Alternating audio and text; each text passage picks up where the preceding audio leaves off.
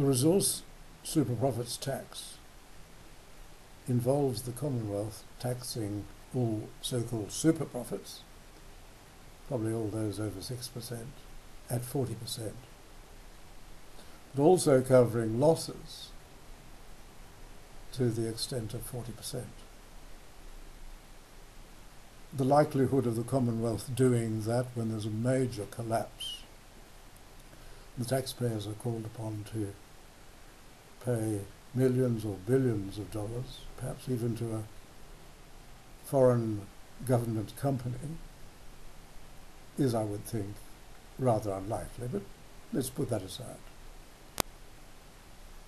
Now, a number of people have said this is a nationalisation of 40% of the ownership of the minerals in Australia.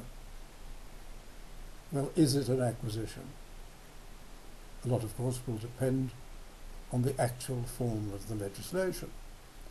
That's the task of lawyers. The lawyers will no doubt try to devise the tax in such a way that it will not be interpreted as an acquisition. But of course they can't guarantee that. It eventually will be a matter for the High Court. The Federal Constitution provides that the federal government may acquire property for the purposes of the Commonwealth and on just terms. There are really three conditions there. Firstly, it has to be for the purpose of the Commonwealth. Read, one of the powers of the Commonwealth. And remember, the Commonwealth is a polity of limited powers, although the High Court has extended those over the years. Secondly, just terms have to be paid. And thirdly, unlike the case in 1981 in New South Wales when the Rand government nationalised the coal royalties, it's for the courts to determine what are just terms, not just the government. Now, if the High Court were to find this to be an acquisition,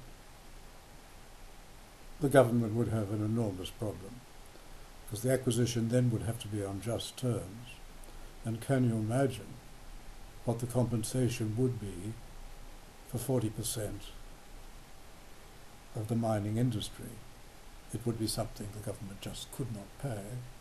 It would have to raise an enormous amount of money, much greater than the current enormous debt of the Commonwealth, to fund that. It would end the proposal.